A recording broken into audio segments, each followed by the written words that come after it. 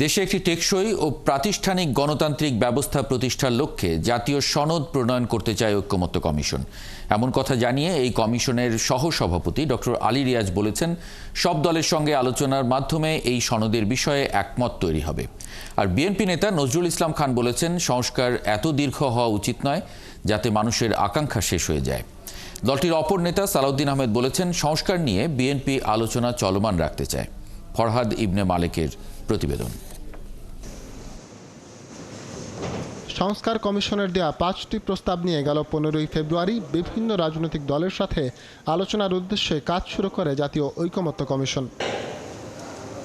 এরই ধারাবাহিকতায় দ্বিতীয়বারের মতো স্থায়ী কমিটির সদস্য সালাউদ্দিন আহমেদ, নজরুল ইসলাম খান সহ বিএনপির 5 সদস্যের প্রতিনিধি দলের সাথে আলোচনায় বসে কমিশন। সকাল 10:30টায় বৈঠক শুরুর আগে সাংবাদিকদের সামনে কমিশনের সহসভাপতি অধ্যাপক আলী রিয়াজ বলেন, গণতন্ত্রকে স্থায়ী রূপ দিতে সব রাজনৈতিক দলের সাথে আলোচনার মাধ্যমে সংস্কার শেষে একটি জাতীয় সনদ তৈরি করতে চায় ঐকমত্য কমিশন। আমাদের লক্ষ্য হচ্ছে একটি জাতীয় সনদ তৈরি করা, যাতে করে আমরা বাংলাদেশে একটি স্থায়ী গণতান্ত্রিক ব্যবস্থা প্রতিষ্ঠা করতে পারি। বারবার আমরা দেখেছি যে গণতন্ত্র কেবল হোঁচট খেয়েছে তা নয়, একটি ব্যক্তিতান্ত্রিক স্বৈরতন্ত্র প্রতিষ্ঠিত হয়েছিল এই দেশে।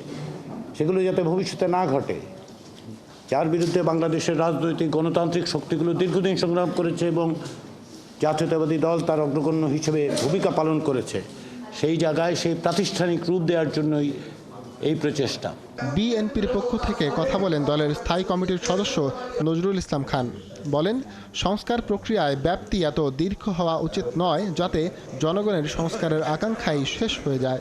সংস্কার একটা সদা চলমান অনিবার্য প্রক্রিয়া, হতেই হবে।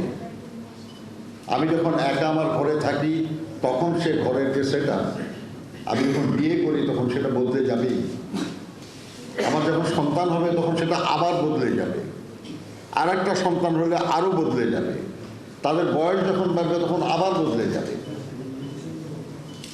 সময়ের সাথে সাথে অনেক কিছু বদলাবেই, অনিবার্য চলমান প্রক্রিয়া বলেছি আমি।